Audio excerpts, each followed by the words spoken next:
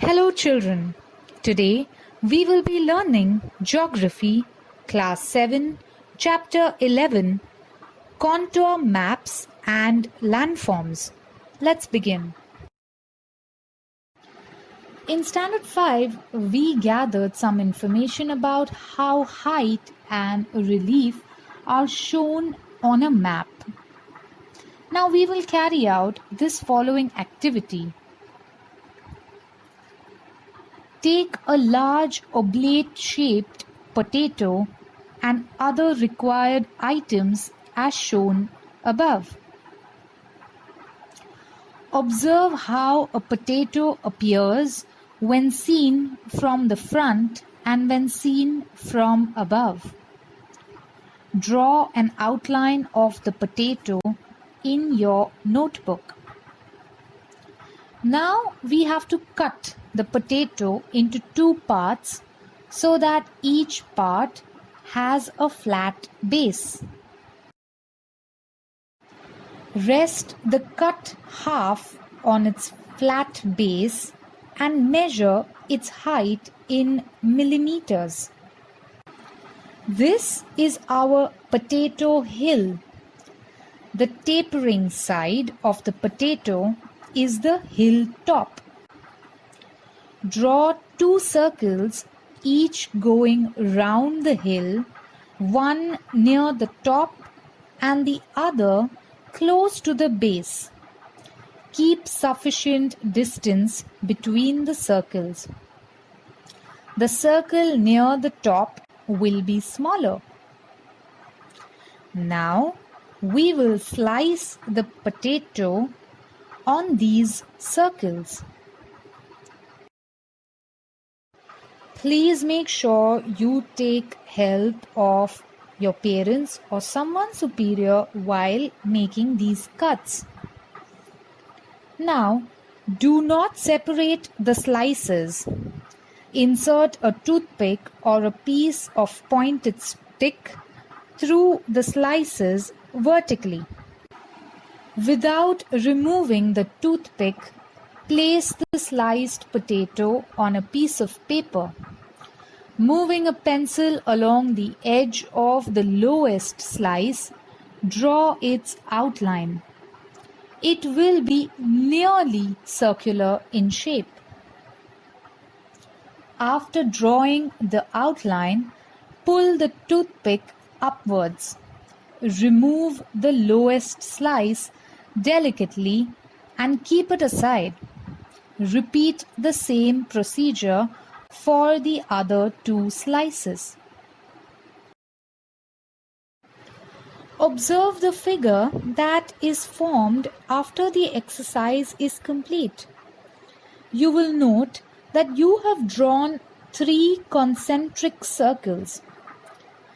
Write the height of the potato that you had measured earlier in the center of the innermost circle.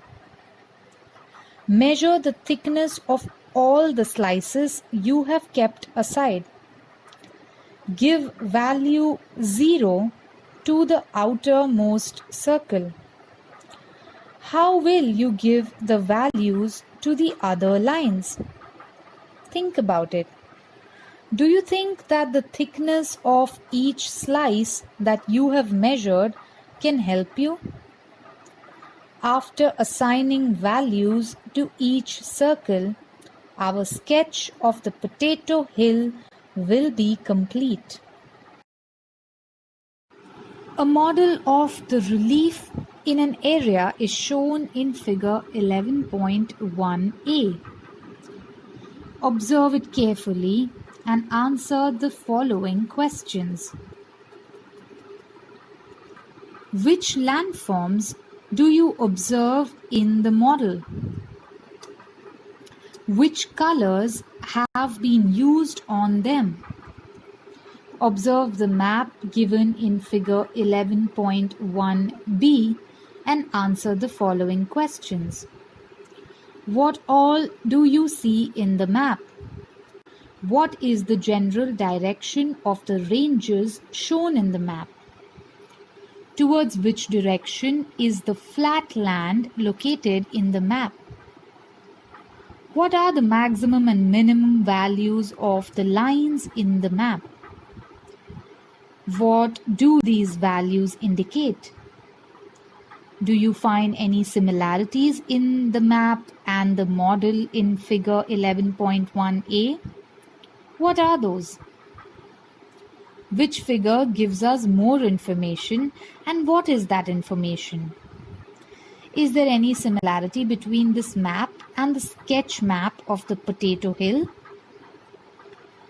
While studying different landforms on the surface of the earth, one has to take into consideration various facets of landforms like altitude, relief, slope, direction of slope, and the drainage. For this, maps prepared using particular methods are used. These are known as contour maps. These maps help us to understand the above characteristics of the landforms. These maps are of immense use to mountaineers, trekkers, soldiers, defense officers, etc. These maps proved to be of great use in the planning for a region too. 3D model is given in figure 11.3a. The northern part of the model shows the basin of the rivers Mula Mutta. To its south is the Katraj Diveghat range, extending from the west to the east. Beyond that, some portion of Karha basin is seen. Observe this model and the map, figure 11.3b, given below it, and answer the following questions. In which direction does Fort Purandar lie? What is the direction of flow of the river Karha? In which parts are the hill ranges not observed? Which part of the map is not seen in the model and why? In which direction does the altitude of Katraj Diveghat range decrease? In which direction are higher hill ranges located? Children, if the figures are not clear on the video, please make sure you open your textbooks and go to those figures that I mention here and then answer these questions. While finding answers to these questions, you will become familiar with the contour lines and you will be able to identify major landforms shown by the contour lines.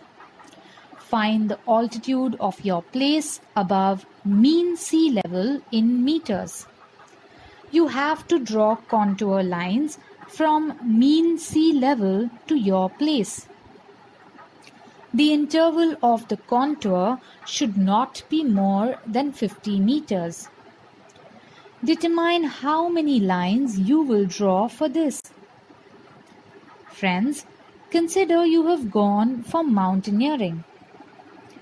You have to conquer a peak on the hill A. A map of this hill is given. Figure 11.4.